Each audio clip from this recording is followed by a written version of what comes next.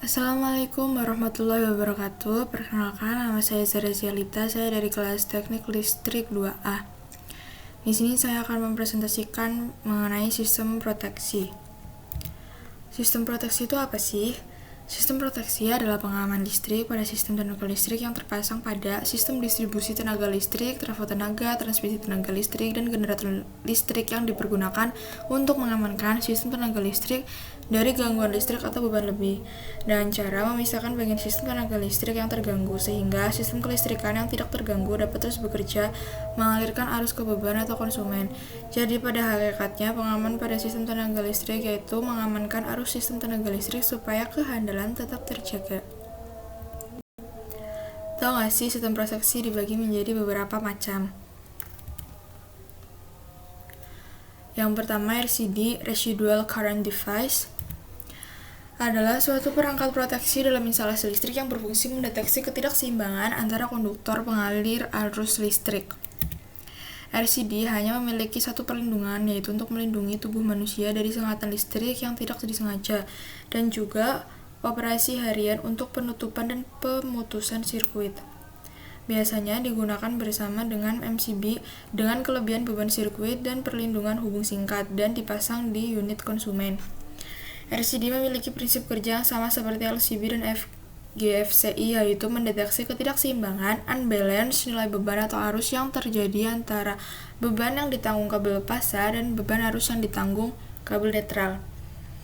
Ketidakseimbangan beban ini disebut dengan arus residual current. Ketidakseimbangan arus inilah yang mengindikasikan bahwa terjadi kebocoran arus listrik ke bumi. Kebocoran yang terjadi baik listrik yang mengalir melalui tubuh manusia atau beban lain yang bersifat penghantar dan menyentuh atau mengalir ke tanah atau ke bumi. Yang kedua ada RCBO, Residual Current Circuit Breaker with Overcurrent Protection, adalah inovasi terbaru dari Schneider Electric yang menggabungkan fungsi MCB dan LCB. RCBO ini dirancang lebih hemat ruang. Dengan menggunakan RCBO ini, kerusakan jaringan listrik lebih mudah dideteksi. Penggunaan RCBO juga disarankan untuk area lembab seperti area kamar mandi, dapur, dan kolam renang. Prinsip kerja dari RCBO adalah untuk mendeteksi kebocoran arus dengan membandingkan nilai arus pada kabel fase dan netral.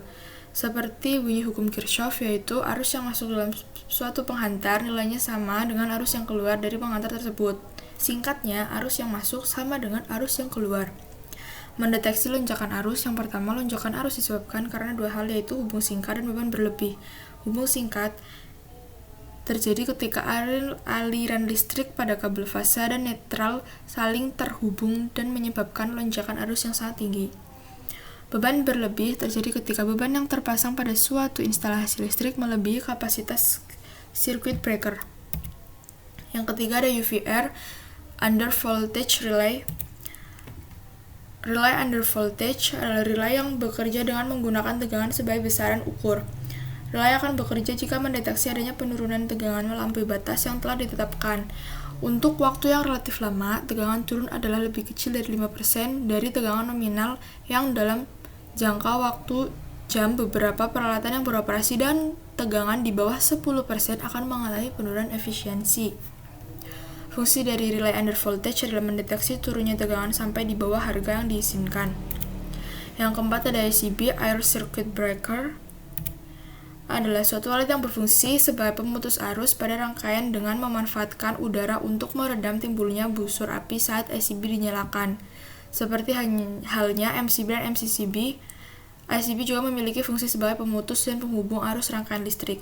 Selain itu, ICB juga memiliki kemampuan pemutus arus yang akan bekerja secara otomatis apabila dibebani dengan arus yang melebihi kapasitas maksimal ICB tersebut. ICB juga memiliki beberapa fitur lainnya seperti UVT under voltage strip yang berfungsi untuk memberikan perlindungan pada saat tidak ada tegangan listrik. Dalam kondisi ini, maka ICB tidak dapat dioperasikan. Selain itu, ada juga sisi closing coil yang fungsinya untuk menyalakan ICB secara otomatis. ICB memiliki kemampuan menghantar arus listrik yang jauh lebih besar jika dibandingkan dengan MCB dan MCCB. ICB mampu menghantar arus mencapai lebih dari 6.000 ampere Seperti halnya MCCB yang memiliki fitur selektor pilihan batas arus maksimal, SCB juga dilengkapi dengan selektor pilihan batas arus maksimal tersebut. Dengan selektor ini, kita dapat mengatur persentase batasan arus maksimal SCB untuk terputus satu trip. Prinsip kerja dari SCB ini agak berbeda dari yang ada di jenis pemutus sirkuit lainnya. Tujuan utama dari semua jenis pemutus sirkuit adalah untuk mencegah pembangunan kembali busur setara nol saat ini dan menciptakan situasi di mana dalam celah kontak akan menahan tegangan pemulihan sistem. Pemutus sirkuit udara melakukan hal yang sama tetapi dengan cara yang berbeda. Untuk busur interupsi itu menciptakan tegangan busur melebihi tegangan suplai. Tegangan busur didefinisikan sebagai tegangan minimum yang diperlukan untuk mempertahankan busur. Pemutus sirkuit ini meningkatkan tegangan busur terutama 3 cara yang berbeda. Ini dapat meningkatkan tegangan busur dengan mendinginkan plasma busur. Ketika suhu arch plasma menurun, mobilitas partikel dalam arch berkurang. Karena itu, diperlukan gradien tegangan lebih untuk mempertahankan busur. Ini dapat meningkatkan tegangan busur dan memperpanjang jalur busur. Karena panjang jalur busur meningkat, resistansi jalur meningkat, dan karenanya untuk mempertahankan arus busur yang sama, diperlukan lebih banyak tegangan untuk diterapkan melintasi jalur busur. Itu berarti, tegangan busur meningkat, memisahkan busur menjadi beberapa seri busur juga meningkatkan tegangan busur. Yang kelima ada MCB, Miniature Circuit Breaker. Adalah sebuah perangkat elektromekanikal yang berfungsi sebagai pelindung rangkaian listrik dari arus yang berlebihan. Dengan kata lain, MCB dapat memutuskan arus listrik secara otomatis ketika arus listrik yang melewati MCB tersebut melebihi nilai yang ditentukan. Namun, saat arus dalam kondisi normal, MCB dapat berfungsi sebagai saklar yang bisa menghubungkan atau memutuskan arus listrik secara manual. Fungsi dari MCB yang hampir sama dengan sekring atau fuse, yaitu menurunkan aliran arus listrik perangkaian ketika terjadi gangguan kelebihan arus. Terjadinya kelebihan arus listrik ini dapat dikarenakan adanya hubung singkat short circuit ataupun adanya beban lebih overload. Namun, MCB dapat di-on-kan kembali ketika rangkaian listrik sudah normal, sedangkan fuse atau sekring yang terputus akibat gangguan kelebihan arus tersebut tidak dapat digunakan lagi. Jenis-jenis MCB yang pertama, tipe B, yang akan trip jika arus beban lebih besar 3-5 kali dari arus maksimum yang tulis pada MCB. Tipe ini umumnya digunakan pada instalasi listrik di perumahan ataupun di industri ringan. Yang kedua ada tipe C yang akan trip jika arus beban lebih besar 5-10 kali dari arus maksimum yang tertulis pada MCB. Tipe ini biasanya digunakan pada industri yang memerlukan arus yang lebih tinggi seperti pada lampu penerangan gedung dan motor-motor kecil. Yang ketiga ada tipe D yang akan trip jika arus beban lebih besar dari 10 hingga 25 kali dari arus maksimum yang tertulis pada MCB. Tipe ini biasanya digunakan pada peralatan listrik yang menghasilkan lonjakan arus tinggi seperti mesin sinar X-ray, mesin las, motor-motor besar, dan mesin-mesin produksi lainnya. Keuntungan dari MCB yang pertama, MCB lebih sensitif terhadap arus dibandingkan dengan fuse. MCB ini mendeteksi semua arus abnormal dan memutuskan fault. Yang kedua, dengan menggunakan MCB maka zona fault dari rangkaian listrik dengan mudah dapat diidentifikasi. Rangkaian yang fault berada pada posisi off. Di pihak lain, jika menggunakan fuse, kabel dari fuse harus dicek dan dibuka untuk mengetahui zona fault. Yang ketiga, dengan menggunakan MCB lebih mudah untuk menyambungkan kembali dengan supply. Kita hanya cukup menaikkan knob saja pada posisi on, akan tetapi jika menggunakan fuse, seluruh fuse harus diganti.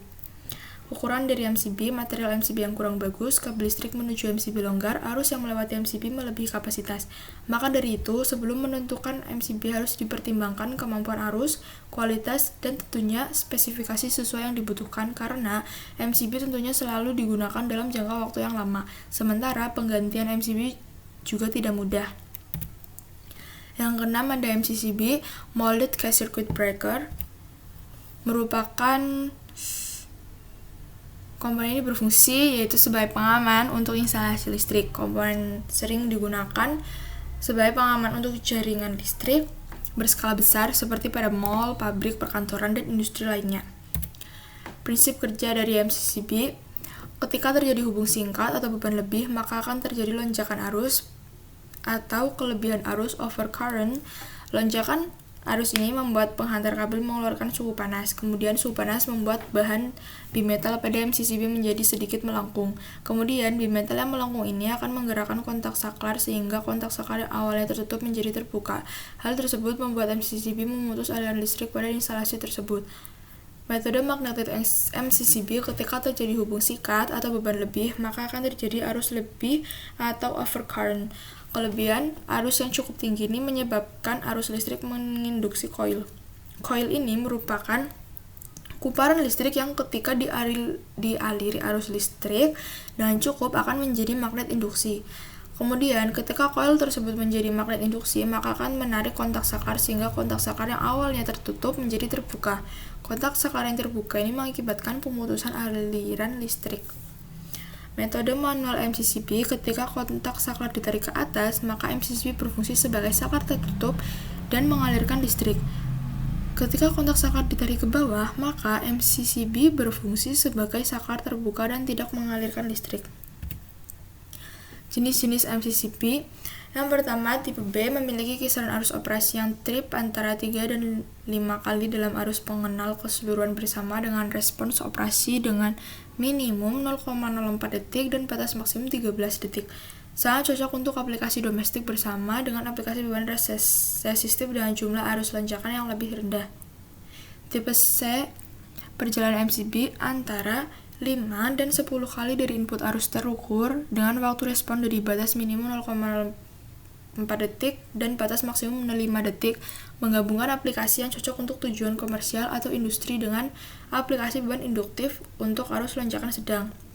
Yang ketiga, tipe D, perjalanan MCCB antara 10 dan 20 kali total input arus pengenal total bersama dengan waktu respons minimum 0,04 detik dan batas maksimum 3 detik, menggabungkan tujuan aplikasi komersial atau industri bersama dengan kesesuaian aplikasi beban kapasitif induktif seperti bentuk atau motor penjual besar.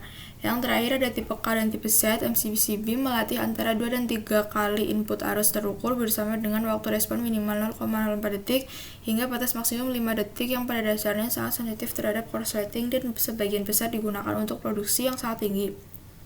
Perangkat sensitif seperti perangkat semikonduktor membuatnya cocok untuk instrumen medis bersama dengan tingkat arus yang sangat rendah di anak perusahaan papan distribusi untuk peralatan IT.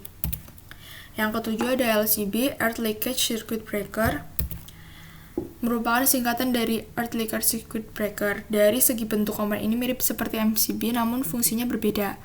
LCB merupakan komponen kelistrikan yang berfungsi untuk mendeteksi arus yang bocor pada instalasi listrik dengan impedansi tinggi.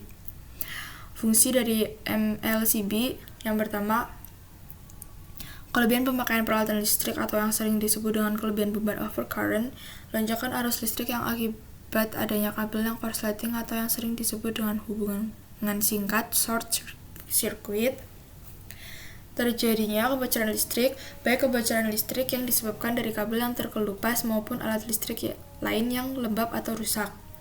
Kebocoran listrik yang berasal dari tersentuhnya sumber arus listrik ke objek lain seperti saat kesetrum.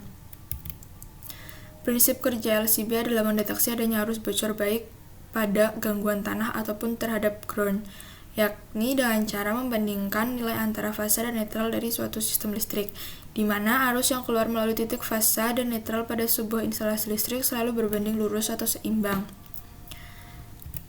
Yang kedelapan ada stabilizer. Perangkat yang bisa menjaga arus listrik ke perlengkapan elektronik agar bisa normal dan fluktuatif. Proses stabilisinya sangat penting dihadirkan karena tegangan listrik dari PLN kerap tidak sesuai dengan kebutuhan beban peralatan elektronik di rumah. Cara kerja dari stabilizer sendiri dengan cara membandingkan arus input dari tegangan PLN dengan arus output yang keluar ke rumah tangga. Saat terjadi tegangan input naik atau turun, maka stabilizer akan bekerja.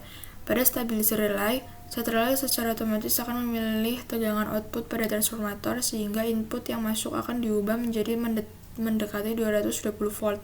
Begitu pula dengan kedua jenis stabilizer lain, pada prinsipnya memiliki mekanisme yang sama.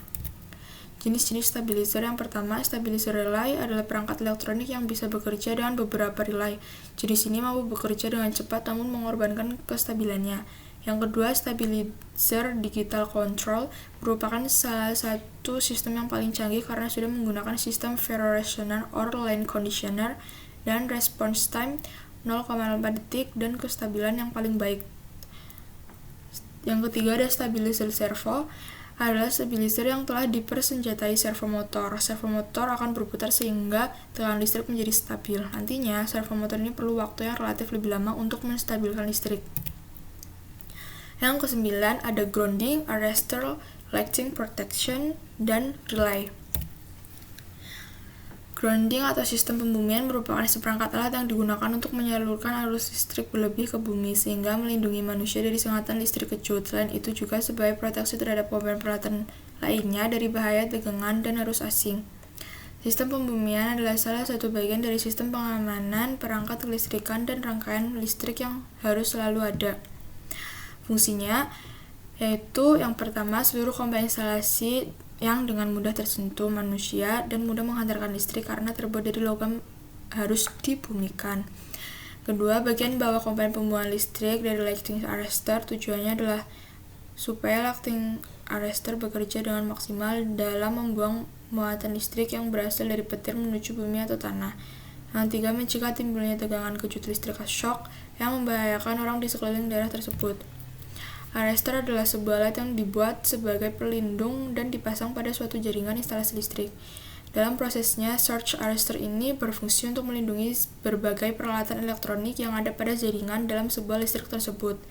Prinsip kerja surge arrestor adalah mengamankan jaringan listrik dan data-data dari bahaya sengatan petir tanpa harus memutus jaringan dari listrik tersebut. Saat ada sebuah tegangan besar atau petir yang masuk ke sebuah jaringan kabel, surge arrestor akan mengatur membuang tegangan lebih tersebut ke saluran pembuangan atau grounding. Manfaat dari arrestor ini yaitu bekerja mengalirkan kelebihan tegangan listrik menuju bumi, maka terjadi lonjakan arus yang sangat besar.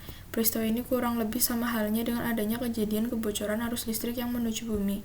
Lonjakan arus yang terjadi akibat kelebihan tegangan yang dialirkan ke bumi memicu pengaman arus lebih yang dipasang sebelum memasang arrestor, menjadi bekerja untuk memutus aliran listrik dari listrik utama.